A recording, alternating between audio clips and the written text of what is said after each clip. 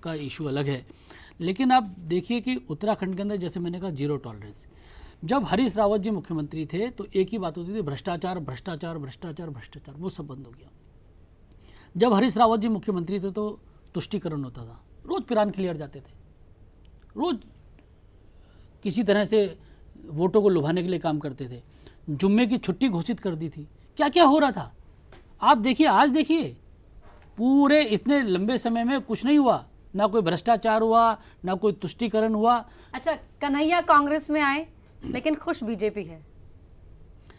खुश नहीं है, हम दुखी हैं, ऐसा नहीं। आप देखिए, हम राजनीति को इतने संकीर्णता से नहीं देखते।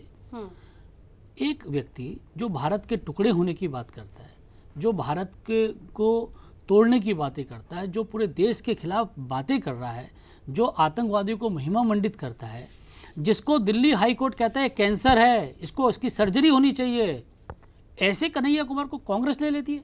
मैं तो आज कांग्रेस के तमाम जो कार्यकर्ता हैं, जो कांग्रेस के नेता, उनको बोलता हूं कि भाई आप सोचिए किस तरह के लोग आ रहे हैं। क्या कांग्रेस में इस तरह के लोगों के लिए जगह है? क्या सिद्धू के तरह के लोगों के? बीजेपी वो गंगा है जिसमें सब धुल। और मैं आपको एक बात और कहना चाहता हूं, क्योंकि आपका चैनल यूपी उत्तराखंड का चैनल है, आपको एक और बात कहना चाहता हूं कि इसमें हरीश रावत जी की जिम्मेवारी बनती थी।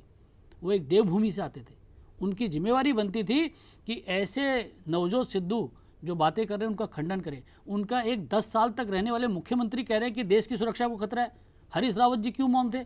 और मैं तो उस वक्त बड़ा बेचैनी मुझे हुई और मुझे बड़ा कष्ट हुआ जब हरीश रावत जी ने यह कहा कि वो पाकिस्तानी जनरल को परा बोल रहे हैं। भाई कह रहे थे, क्या हो गया हरीश रावत जी को? किन वोटों के लिए करना चाहते हैं ये सब कुछ? पाकिस्तान के जनरल, हमारे यहाँ उत्तराखंड में रोज डेड बॉडीज आती हैं, रोज शव आते हैं सैनिकों के शहादत के होके। हमारे यहाँ जवान विधवा हो जाती हैं और उनको जिस जनरल के कारण वो रहा उसको परा कहा जाता है, उसको भाई कहा जाता है। उत्तराखंड इन राजनीति को रिजेक्ट करता है।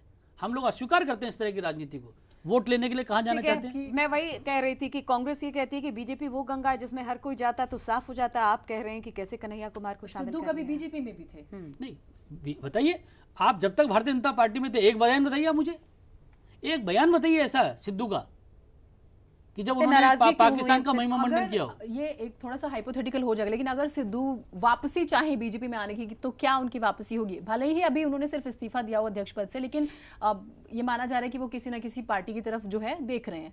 नहीं, ये तो बिल्कुल काल्पनिक बात है। हमारे यहाँ तो मैंने कहा ना, हाउसहोल्ड का वोट है उनके लिए। अच्छा, 2022 में मुकाबला किससे, कांग्रेस या आप? कहाँ पर? 2022 में उत्तराखंड में।